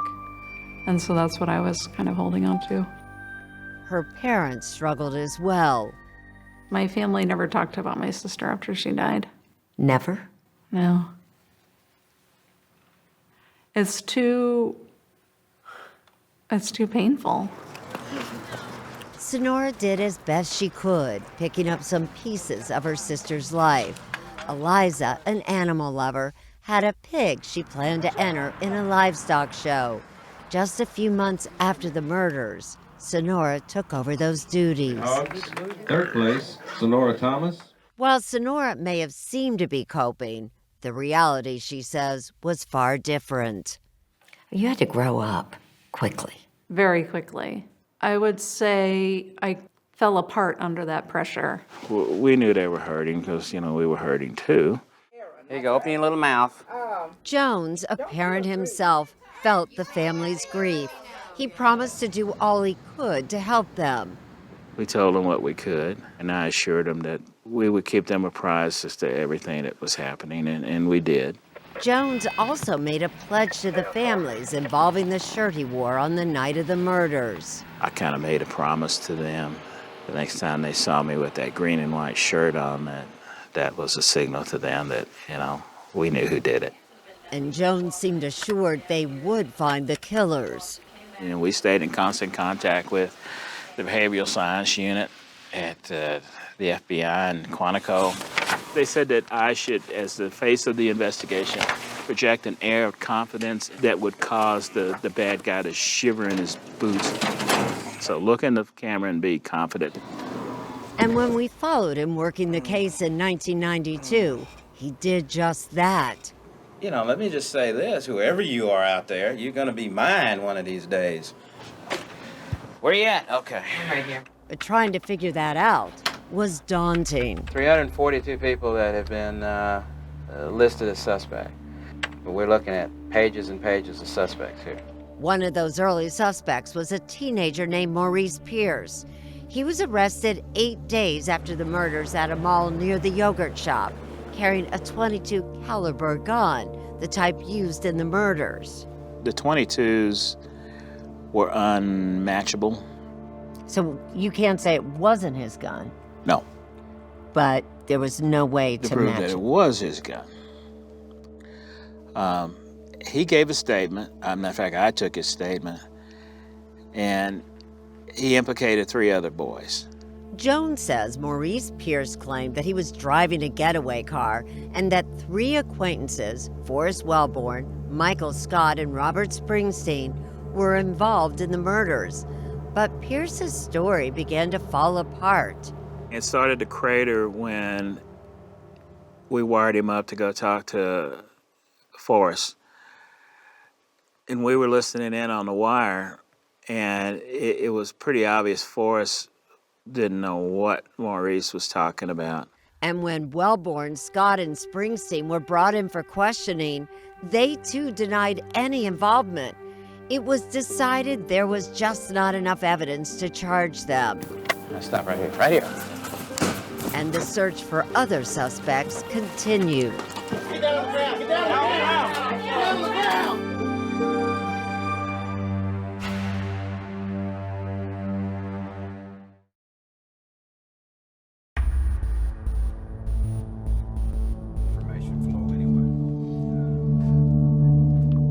Two months after the yogurt shop murders, with no viable suspects, police were chasing leads, no matter where it took them. They're into vampires, the occult, graveyard rites. The task force became aware of a counterculture type group of local residents known to be into the supernatural. They go out and dance and take pictures on tombstones. And investigators began to hear that this group might be connected to something far more serious. The tips were that they were talking about murders. Talking about the yogurt shop murders. The yogurt shop murders, yes.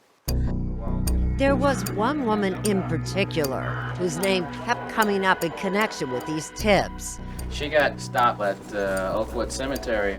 The task force planned a raid on her home, My computer. hoping to see if any evidence might be found there. Stop right here, right here. Unlock the door! Police! Okay, police off! Police off! Get down on the ground! Get down on the ground! Get down on the ground! Police! It was creepy in there. All that stuff back there. But as it turns out, a lot of that stuff was rat bones and theatrical parts. But it was a good lead, so we finally figured out that they're just living a make-believe life. Just Sergeant Huckabee out to task force. The raid may have been a bust, but it wasn't long before the task force had its eyes on another person of interest. This sketch shows a man that multiple eyewitnesses told police they saw sitting in a car outside the yogurt shop on the night of the murders. And it was somebody we really wanted to talk to. So we put it out there. And the response they got came from an unexpected source. A couple of other investigators from the sex crimes unit came up and go, "We have a sketch that looks just like that." 3 weeks before the yogurt shop murders, a young woman in Austin had been kidnapped and sexually assaulted. Police had released this sketch of 3 men wanted in connection with that crime. One of those suspects bore a striking resemblance to that man witnesses reported sitting in a car outside the yogurt shop. You know, I just kind of went whoop, when I saw the composite. A tip came in that the men wanted in the kidnapping and sexual assault case had fled to Mexico. 2 were caught and arrested, one who resembled the person of interest in the yogurt shop sketch. The development made national news. When they got caught in Mexico, we went down there to interview them. Jones's team questioned the men, and so too did the Mexican authorities. But the Mexican government announced to the whole world that they confessed and they were going to try them for the murders down there. They confessed to the yogurt shop. Yes, they did. But Jones learned those confessions had details that didn't match the crime scene. Even the caliber of guns they claimed to use was wrong. There was too many inconsistencies in the confession. So Jones's team re-interviewed the men, and he says this time they recanted just about everything. It made Jones and other investigators wonder if those confessions were coerced by the Mexican authorities. The once promising lead fell apart. It was depressing. Over the following years, there would be other confessions, ones that were willingly given. You know, we faced 6 confessions. 6 people who confessed. Yeah, written. That confessed to this crime. Yes, they did. And they didn't do it. Nope.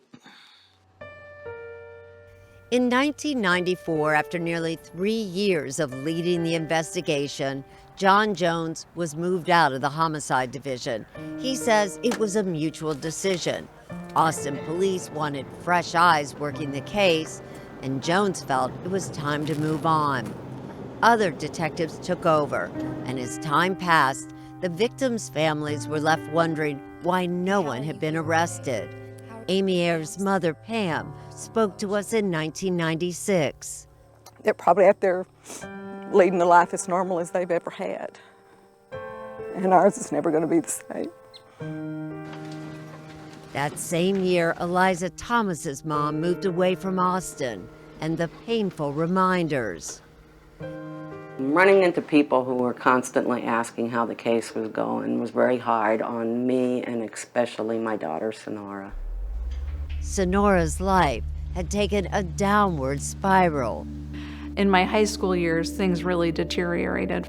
Drugs, using alcohol, being hospitalized, going to a boarding school for, disturbed teenagers, things like that. The case seemed stalled until October 1999.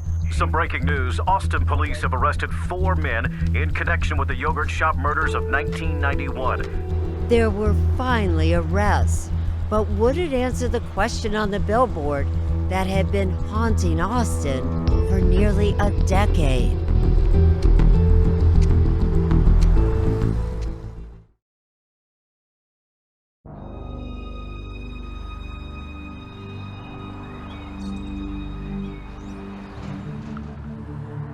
After nearly 8 years, Austinites are getting some answers in the case of the yogurt shop murders.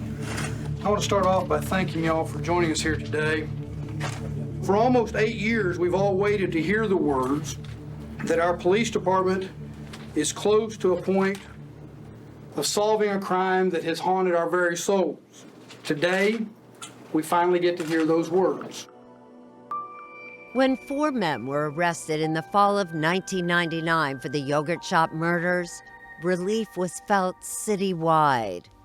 Sarah, Jennifer, Amy, Eliza, we did not forget. The girls' families struggled to take it all in. There had been so many false leads for such a long time.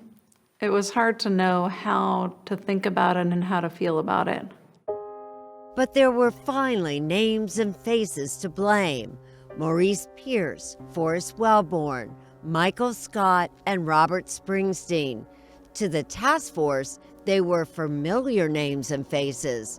They were the same young men that John Jones and his investigators questioned just 8 days after the murders. Did you do this? I have no comment. And ultimately released for lack of evidence. I was confident and remain confident this day that we got as far with them as we could then. But that doesn't mean that there wasn't something developed later that would cause them to actually go out and arrest them. So I was going, yes, good job. I was ready to dig out the hideous green and white shirt. But before that shirt could come out of the closet, the one he promised the girls' families he would wear when the case was solved, Jones wanted to know more about what led to the arrests. There was no physical evidence, nothing. Joe James Sawyer was appointed as Robert Springsteen's attorney. What made them go back and charge these guys? Because the new officers, when they reopened the cold case, convinced themselves that we let them slip through our fingers. We had to have had the murderers in the beginning. In part, they decided that because they had nothing else. There was no new physical evidence suddenly tying any of the 4 men to the crime, but what police did have were 2 newly obtained confessions, one from Michael Scott and another from Sawyer's own client, Robert Springsteen. Michael Scott's confession came first. He was questioned over 4 days. Come on, Michael, you're doing good. Tell us, let's do this today. Let's do it. Seeing girl, I remember one girl screaming, terrified. Scott told investigators that he and the others only intended a simple robbery. He said they cased the yogurt shop earlier that day, and then after dark, he said, they came back, armed with 2 guns. I heard the gun go off. I only pulled the trigger once. I hear another gun go off. Investigators claimed that Springsteen later corroborated much of what Scott said. How you doing? This is Terry Lyle, is that correct? But after intense questioning, he went further. No, raise your arm. You didn't say it. Springsteen told them he shot one girl and raped her. He was so tired of this. He'd already been questioned. He'd already been through that mill. And he thought, you know what? I'll tell you any damn thing you want. Sawyer maintains his client is innocent and says the confession was coerced. In 2009, Robert Springsteen explained to 48 Hours why he would admit to doing something so horrible, something he says he didn't do. I was berated and berated and berated by the police officers until they obtained what it was they wanted to hear. They were not going to allow me to leave. And I basically, they broke me down. Let me just ask you, did you have anything to do with I the did murders not. at the yogurt shop? No, never. Even though Joe James Sawyer didn't have Michael Scott as his client, he says he has serious concerns about his confession too. Is that the gun you shot somebody with, Mike? Is that the gun you walked up behind somebody with and shot in the head? I frankly couldn't believe it. They terrorized him, and he was afraid to say no. Forrest Wellborn denied having anything to do with the murders, but police were convinced he was the lookout that night, and Michael Scott placed him at the scene. Hi, I'm Erin Moriarty with CBS. I spoke to Wellborn in 1999 in jail shortly after his arrest. Were you there that night? No, Were you there as a lookout? no. I mean, that's it. You had nothing to do with this. Nothing at all. Wellborn had been questioned multiple times by investigators over the years, and he never wavered. He, like the others, first came on police radar when in 1991, just days after the murders, Maurice Pierce had been caught with that .22 caliber gun at the mall near the yogurt shop. Pierce told the detectives back then that he had given the handgun to Wellborn and that it had been used in the yogurt shop murders. Why would he say that? I don't know. Wellborn has always maintained his innocence, despite pressure from the police. They'll get right in my face and, tell me everything I said was a lie.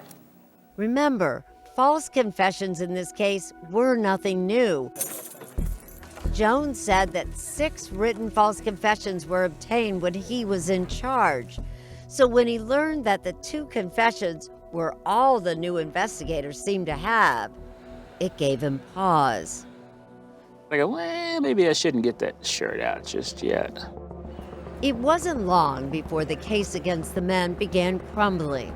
Charges against Forrest Wellborn were dismissed after 2 grand juries failed to indict him.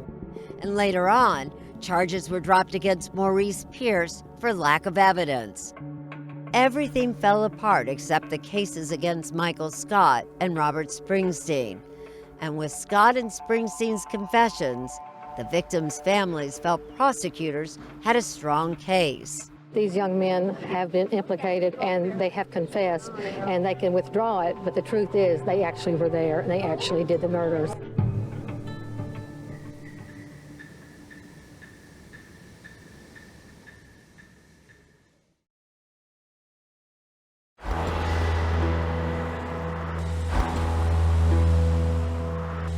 In 2001, nearly 10 years after the murders of Eliza Thomas, Amy Ayers, and Sarah and Jennifer Harbison, The yogurt shop murder trials began. Both defendants, Robert Springsteen and Michael Scott, faced the death penalty. The only thing that ever tied Robert or Mike Scott to that crime scene were their confessions. Confessions that both defendants said were coerced. The two were tried separately. Springsteen's trial was first. Neither of the men would testify against one another, so instead, prosecutors used their confessions against one another, reading parts of the confessions to the juries. Springsteen's lawyer, Joe James Sawyer, was frustrated that he couldn't cross-examine Scott. I thought the trial was massively unfair to my client and that it was being done systematically and with deliberation. The trial lasted 3 weeks. The jury deliberated for 13 hours. Defendant, please rise. And then reached a verdict. We, the jury, find the defendant, Robert Springsteen IV, guilty of the offense of capital murder. Guilty. Springsteen was condemned to death row. In 2002, Michael Scott went on trial. He was convicted as well. He was sentenced to life in prison. But the case didn't end there. 15 years after the murders came a shocking turn of events. In a 5-4 decision, the court behind me said that Michael Scott's constitutional rights were violated during his trial and therefore should get a new one. Both Scott and Springsteen's convictions were overturned on constitutional grounds. The Sixth Amendment gives defendants the right to confront accusers. And remember, in Scott and Springsteen's trials, their confessions were used against one another, but they weren't allowed to question each other in court. And the relief was incredible. But that relief for the defendants came as a devastating blow to the victims' families. We later spoke to Eliza Thomas's mother, Maria, about that moment. Every time I hear those words, that their rights were violated, I just feel like I'm going to go insane. Their rights are violated. Our girls were murdered. It ruins your sense of fairness. It ruins your sense of that we live in a just world. Even though their convictions were overturned, Scott and Springsteen were not released. A new district attorney, Rosemary Lemberg, was determined to retry them. In an effort to find more evidence, her office had ordered DNA tests on vaginal swabs taken from the victims at the time of the murders. It's called YSTR testing and was fairly new in 2009 when we spoke with DA Lemberg. This technology searches for male DNA only. A partial male DNA profile was obtained from one of the victims believed to have been sexually assaulted. And no one expected what it would reveal. Does that DNA match any of the 4 young men who were originally accused and 2 of them who've been convicted? It does not. The DNA did not match any of the original 4 suspects, including Scott and Springsteen. And that's significant because Springsteen, in that confession he said was coerced, told investigators he raped one of the girls.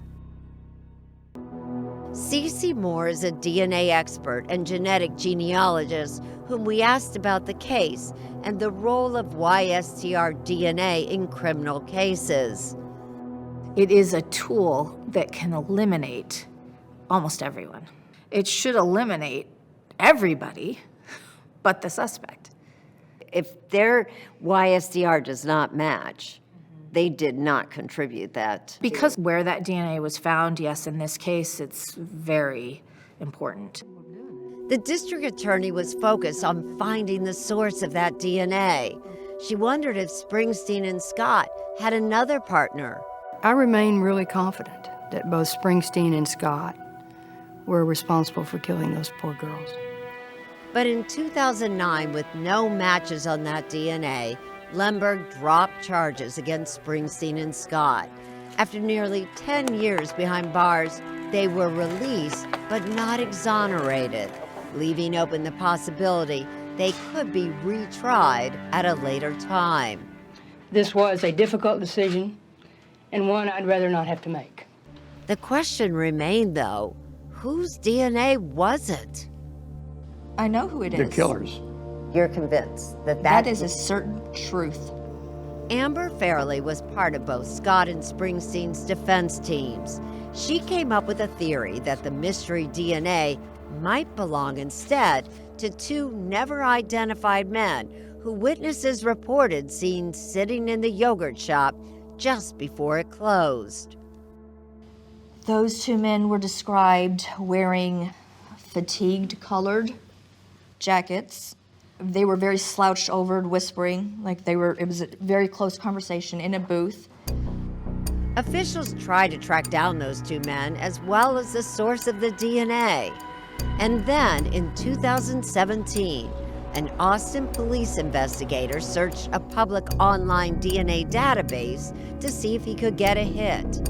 And unbelievably, he did.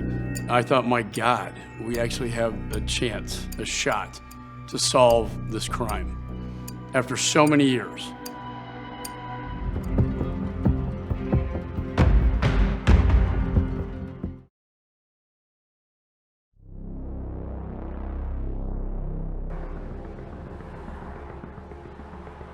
I really thought this was it. I really thought we had a chance to solve it. U.S. Congressman Michael McCall, like so many others from Austin, hoped that the recently uncovered DNA in the yogurt shop murder case might finally bring answers to the victims' families. We'll never forget that tragic day. It's stained in my memory. 25 years after the murders, the Austin Police Department went searching for a match to the YSDR DNA that had been found on the yogurt shop victim believed to have been sexually assaulted.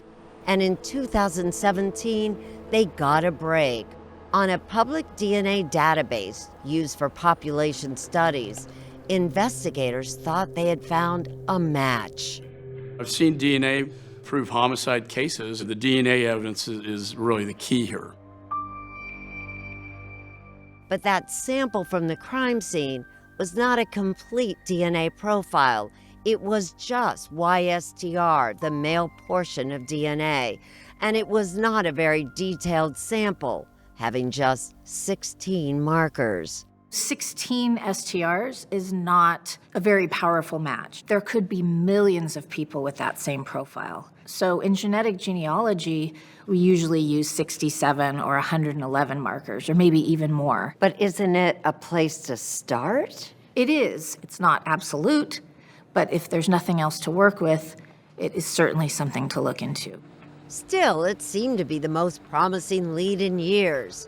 But there was a problem. The seemingly matching sample on the public database had been submitted anonymously by the FBI. That meant it came from a federally convicted offender, arrestee, or detainee, but had no name attached to it.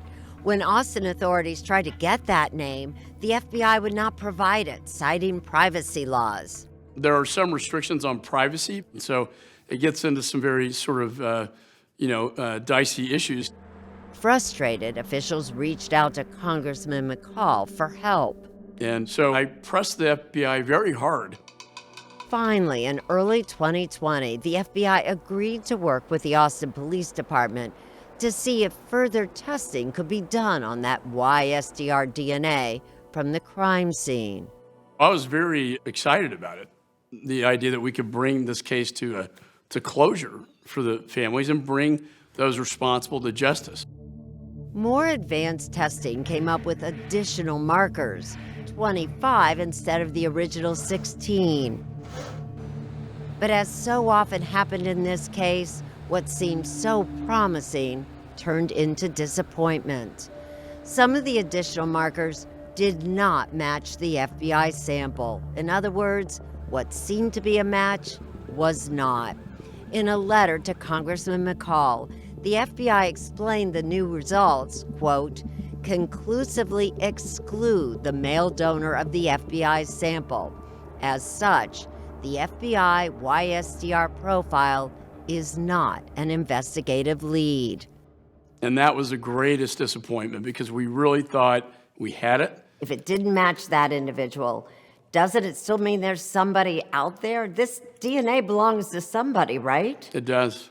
It does. And that's why we're not going to rest till we find the match. How important then is this DNA profile that exists to solving this case? I mean, it's everything.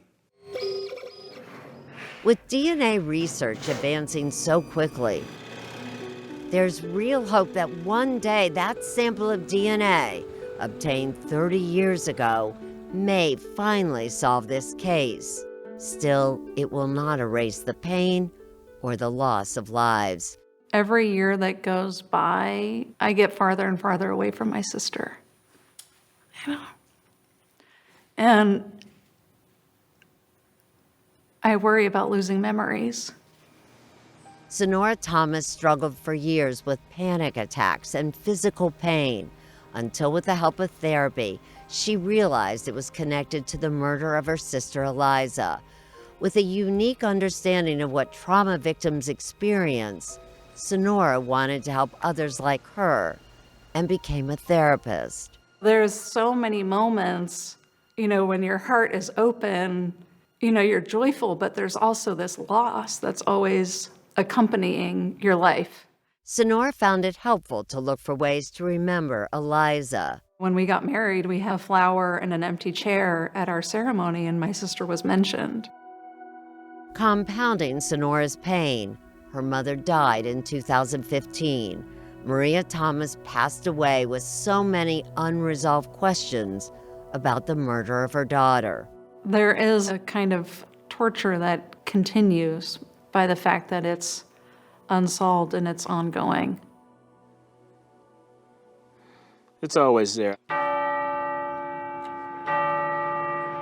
John Jones is still haunted by the fact that the case is unsolved and by what he saw that gruesome night. He has suffered from PTSD through the years. I had completely shut down to where all my energy was directed at the case. It took a toll on you, didn't it, John? Even 30 years afterwards? Well, yeah, it would on anybody, I think. Not as much as the families, you understand. I know. Whatever pain I'm having pales in comparison to what they're going through.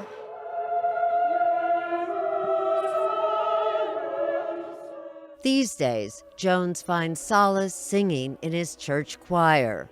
I can relax when I'm in church. Leave the world behind? Leave outside? No, I know it's just past the door. And when he's in that outside world, the families of Amy Ayers, Jennifer and Sarah Harbison, and Eliza Thomas are never far from his thoughts. I feel bad for them that it's still not solved. But Jones has hope. He has kept that shirt he wore the night of the murders. Only worn once. The shirt he promised to never wear until the case was solved. More than 30 years later, still sitting in there. Still sitting here. It is. And sometime soon, John Jones looks forward to wearing it again. I just hope one of these days we can put this thing to bed. For the family's sake.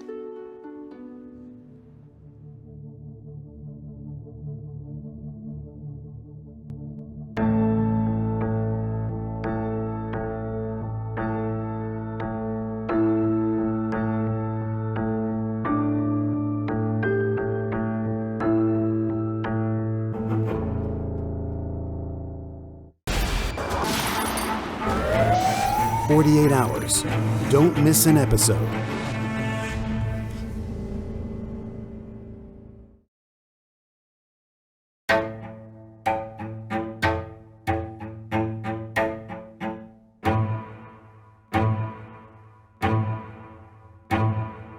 Thank you.